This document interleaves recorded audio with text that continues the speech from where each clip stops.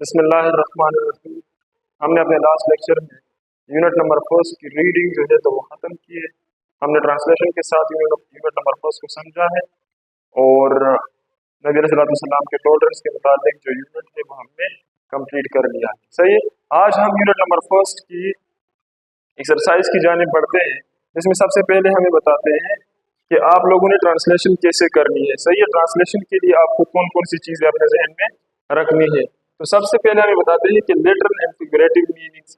Literal meaning क्या होता है, फिगरेटिव मीनिंग क्या होता है, इन दोनों चीजों को समझने की कोशिश करते हैं। सबसे पहले हमारे पास है literal meaning.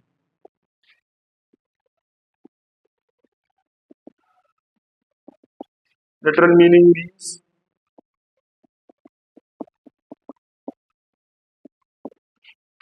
Dictionary meaning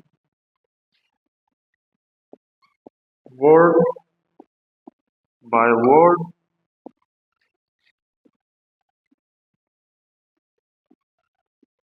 meaning और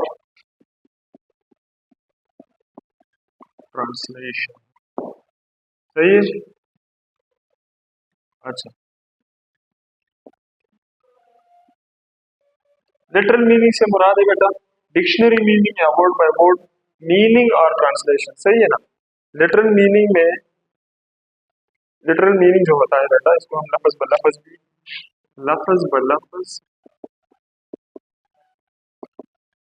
तर्जुमा या मानी। लिटरल मीनिंग में लिटरल मीनिंग से मुराद है कि जब आपको सेंटेंसेस दिए जाएं तो आपने एज इट इज उनको ट्रांसलेट करना होता है। सही है। आपने उनके कंटेक्स्ट को या बैकग्राउंड को समझना नहीं होता। जो भी चीज़ आपको सामने दी होती है आपने उसको एज इट इज ट्रांसलेट करना या उनके मानी आपने लिखने होते हैं। सही है। लिटरल मीनिंग से मुराद ये है। सपोज हमारे पास एक एग्जांपल है, he is on the roof. तो ये सिंपली आपको बता रहे हैं कि वो छत पर है। सही है ना। इसमें कुछ कंटेक्सचुअल या बैकग्राउंड चीज या आपको सिंबॉलिक या इमेजिनेटिव ऐसी कोई चीज आपको नहीं बताते। बस आपको एक लाइन दी होती है, सिंपली आपने उसको लाइन बाय लाइन ट्रांसलेट करना होता है या उसके मानी लिखने होते हैं। सही है। He is on the roof means that he is physically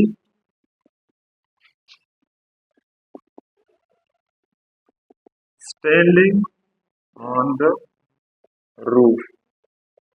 मतलब यह है कि वो असल में छत के ऊपर खड़ा हुआ है, वो छत पर है। उर्दू में इसके ये लिख लेते हैं कि वो छत पर है। सही।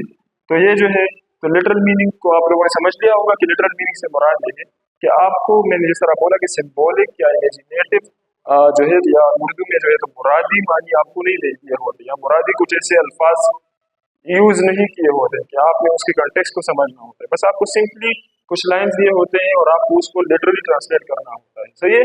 लाइन बाय लाइन ट्रांसलेशन या मीनिंग को लिटरल मीनिंग कहते हैं। सही है। अब सेकंड नंबर पे हमारे पास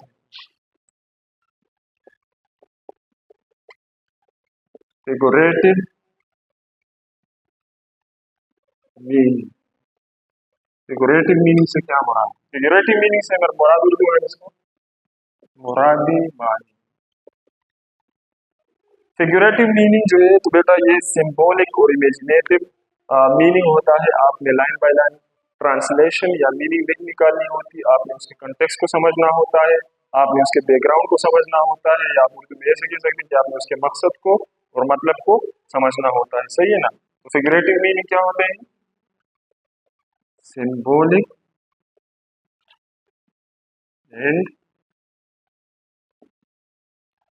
इमेजिनेटिव मीनिंग। आपने फिगरेटिव मीनिंग में आम अल्फाज में बेटा अपने माइंड में बिठा दें। फिगरेटिव मीनिंग से मुराद ये है कि जो आपको सेंटेंसेस दिए जाए या फिगरेटिव मीनिंग से मुराद ये है कि आपने लाइन बाय लाइन या वर्ड बाय वर्ड ट्रांसलेशन या मीनिंग उसकी नहीं निकालनी होती। आपने उसके कंटेक्स्ट को समझकर उसका तर्जुमा करना होता है या उसके मानी लेने होते हैं। तो ये हम एक एग्जांपल लिख लेते हैं। लेट्स सपोज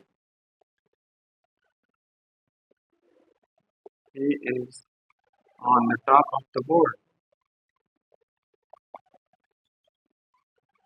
सही है ना। लेट सपोज आपको एक जुमला दिया जाए कि he is on the top of the board, तो जब आप इसकी लेट सपोज ट्रांसलेशन करेंगे तो आप ऐसा नहीं लिखेंगे कि वो दुनिया के ऊपर है। सही है ना।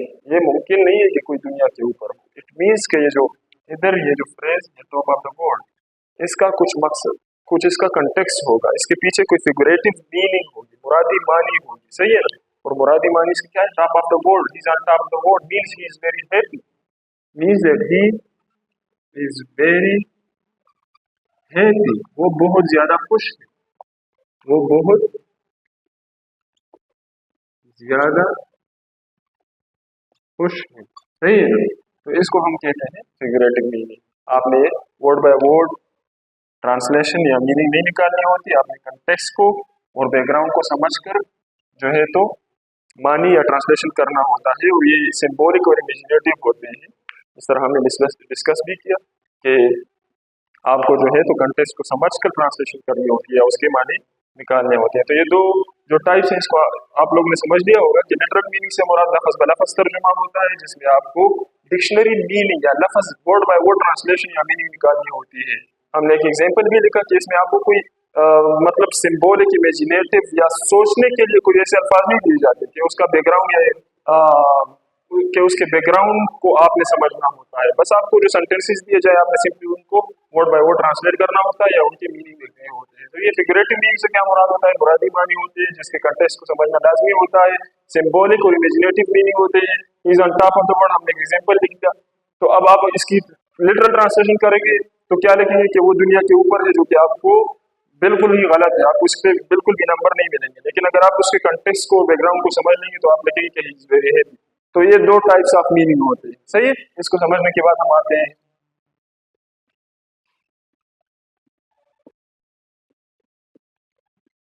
Grammatical genders and syntax। Syntax means structure। सही है। तो ग्रामेटिकल जेंडर्स एंड सिंटैक्स, इसका रोल क्या होता है? जेंडर्स का रोल क्या होता है ट्रांसलेशन में? जब आप इंग्लिश से उर्दू में ट्रांसलेशन करते हैं तो आपको कौन सी चीजें माइंड में रखनी होती है? ये सारी चीजें हम समझने की कोशिश करते हैं। सबसे पहले हम पढ़ते हैं कि इंग्लिश ग्रामर में हमारे पास कौन कौन से जेंडर्स हैं, कौन कौन सी कैटेगरीज हैं जेंडर्स की। सबसे पहले हमारे पास है मैस्कुलिन, सेकंड है फेमिनिन, थर्ड है न्यूटर, सॉरी न्यूटर, फोर्थ है हमारे पास कॉमन जेंडर। सही है ना। अच्छा, अब इसके हम एग्जांपल्स में लिख लेते हैं। बॉय, ही, अली, etc। मैस्कुलिन से मुराद मुज़क्कर। सही है ना, आप लोगों को पता हो। अच्छा, फेमिनिन से क्या मुराद? फेमिनिन में हमारे पास आता है शी, लाइबा, etc। आप जितने भी मुअन्नस। सही है। न्यूटर हमारे पास कौन सा जेंडर होता है? इसमें हमारे पास नॉन लिविंग जितने भी ऑब्जेक्ट्स हैं, नॉन लिविंग ऑब्जेक्ट्स जितने भी हैं वो सारे न्यूटर की कैटेगरी में आते हैं। हमारे पास चेयर हो गया, फैन हो गया, लेट्स सपोज हम टेबल हो गया। सही है ना। तो न्यूटर जेंडर से मुराद कि जितने भी नॉन लिविंग ऑब्जेक्ट्स हैं जो जिंदा नहीं है वो सारी चीजें न्यूटर जेंडर की कैटेगरी में आती हैं। कॉमन जेंडर से क्या मुराद है? कॉमन जेंडर में हमारे पास लेट्स सपोज हम लिख लेते हैं पेरेंट्स, प्रोफेसर, टीचर, etc। सही। तो हमारे पास अच्छा कॉमन जेंडर क्या होता है? कॉमन जेंडर में जब मैस्कुलिन एंड फेमिनिन दोनों को एक ही नाम से पुकारे, एक ही कैटेगरी में रखे तो उनको हम क्या कहते हैं? Common gender. पेरेंट्स हो गए। अब पेरेंट्स की जब हम बात करते हैं तो हम सिर्फ माँ की बात नहीं करते या सिर्फ बाप की बात नहीं करते, दोनों को एक ही टर्म से, एक ही नाम से पुकारते हैं। प्रोफेसर हो गया, प्रोफेसर औरत भी हो सकती है, मर्द भी हो सकता है। टीचर भी मर्द भी हो सकता है और औरत भी हो सकती है। तो ये कॉमन जेंडर हो गए। सही है। तो इंग्लिश ग्रामर में हमारे पास 4 कैटेगरीज होती है जेंडर्स की।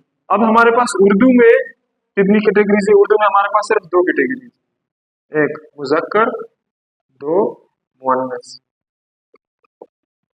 दुनिया में जितनी भी चीजें हैं, चाहे वो नॉन लिविंग है या लिविंग है, उनको या तो मुजक्कर की कैटेगरी में रखा गया है उर्दू के ग्रामर में, या फिर मुअन्नस की कैटेगरी में रखा गया है। मुजक्कर में हम लिख लेते हैं कलम हो गया, जो कि एक नॉन लिविंग ऑब्जेक्ट है।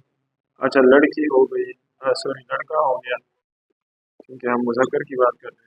अली हो गया, या इसके अलावा हम सूरज हो गया, सही है ना, वगैरह। मुअन्नस में हम लिख लेते हैं, मुअन्नस में हमारे पास सपोज किताब आ गया, मेज आ गया, लड़की आ गई, सही है। तो बात करने का मकसद ये है कि उर्दू के ग्रामर में हमारे पास मुजक्कर और मुअन्नस दो कैटेगरीज है जेंडर्स की। हमारे पास इंग्लिश में चार कैटेगरीज, सही है। जब आप ट्रांसलेशन करते हैं, इंग्लिश के सेंटेंसेस को उर्दू में ट्रांसलेट करते हैं, तो आपको जेंडर्स को माइंड में रखना होता है, सही है ना। आपको जो जिस तरह हमारे पास इंग्लिश में इंटरजेंडर रखा हुआ है नॉन लिविंग ऑब्जेक्ट्स के लिए, ऐसा उर्दू में नहीं है।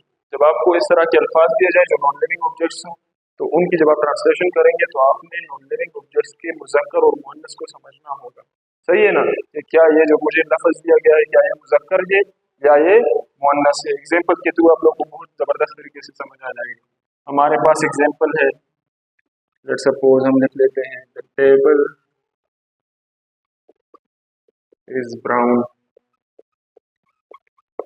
अब इसकी तुम ट्रांसलेशन करोगे तो तुम्हें क्या चीज ज़हन में रखनी होती है, ये जो टेबल है या मेज है, क्या ये मुजक्कर है या मुअन्नस है, सही है ना। तो हम लिख ले, इधर हमने लिखा हुआ है टेबल, किधर है, अच्छा मेज किधर है, मुअन्नस है। तो हम लिख लेते हैं कि मेज भूरा है, भूरी है, सॉरी मेज भूरी है, मेज भूरा है। अगर हम इधर भूरा लिखते, सही है ना, इधर भूरा लिखते तो फिर गलत होता। क्यों? क्योंकि मेज का जो नाउन है वो हमारे पास मुअन्नस है, मुजक्कर नहीं है। भूरा हम मुजक्कर के लिए लिखते, पूरा एक कलर होता है, सही है ना, ब्राउन कलर को भूरा कहते हैं। तो आप जब ट्रांसलेशन करते हैं तो आप लोगों ने जो भी आपको नाउन दिया होता है, चाहे वो जो भी चीज है, आपने उसके मुजक्कर और मुअन्नस को समझना होता है, सही है ना। और ये चीज आपको आपके उर्दू का जो टीचर है वो उन्होंने आप लोगों के साथ एक लेक्चर दिया भी है। आई थिंक वो आप लोगों को समझा रहे हैं कि आप मुजक्कर और मुअन्नस की पहचान कैसे करेंगे, सही है ना। तो मेज भूरी है हम लिखेंगे, चूंकि मेज का जो लफ्ज है, मेज का जो नाउन है, वो हमारे पास क्या है, वो हमारे पास मुअन्नस है। इस तरह हमारे पास एक और एग्जांपल है, इधर लिख लेते हैं नंबर 2 पे, the book is new, the book is new, किताब। अब इधर आप लोगों को माइंड यूज करना होगा कि क्या किताब मुअन्नस है या मुजक्कर है। तो चूंकि किताब हमारे पास मुअन्नस है, तो हम नया नहीं लिखेंगे, हम लिखेंगे नई किताब, नई, सही। तो आप लोगों ने मुजक्कर और मुअन्नस को समझने के बाद फिर उसकी ट्रांसलेशन करनी है, सही है ना। चलो एक और एग्जांपल में लिख लेते हैं मुजक्कर की रूप से। अच्छा, let's suppose the pen is broken, the pen is broken. तो हम क्या लिखेंगे, हम ये नहीं लिखेंगे पेन टूटी हुई है, कलम टूटी हुई है, क्योंकि वो मुअन्नस के लिए लिखना होता है। कलम चूंकि हमारे पास मुजक्कर है, तो हम क्या लिखेंगे, ये कलम टूटा हुआ है, टूटा हुआ है, सही है ना। तो आपने इन टर्म्स को, ये जो नॉन लिविंग ऑब्जेक्ट्स हैं, इनके मुजक्कर और मुअन्नस को समझने के बाद ट्रांसलेशन करनी होगी। उसके थ्रू, उसको समझने के बाद आपने नेक्स्ट लफ्ज इस्तेमाल करना होगा कि क्या वो मुजक्कर है या मुअन्नस है, सही है ना। तो आज हमने समझने की कोशिश की है, समझा है कि लिटरल मीनिंग क्या होता है, फिगरेटिव मीनिंग क्या होता है, और जेंडर्स का ट्रांसलेशन में रोल क्या है। हमारे पास इंग्लिश में कितने जेंडर्स हैं, फिर उर्दू में कितने जेंडर्स हैं। जब हम इंग्लिश के सेंटेंसेस को उर्दू में ट्रांसलेट करते हैं तो हमें जेंडर्स को माइंड में रखना क्यों जरूरी है, सही है ना। मैंने आप लोगों को सारी चीजें बता दी है। इंशाल्लाह कल हम समझने की कोशिश करेंगे कि ईडियम्स, मुहावरे एंड फ्रेजेस ये क्या होते हैं और इनकी ट्रांसलेशन हम कैसे करते हैं, गलत ट्रांसलेशन कैसे होती है और उनको सही कैसे कर सकते हैं। सही है, आज हमने ये चीज पढ़ी और कल हम इंशाल्लाह उसके ऊपर बात करेंगे। इस तरह के हमारा लेक्चर एंड होता है।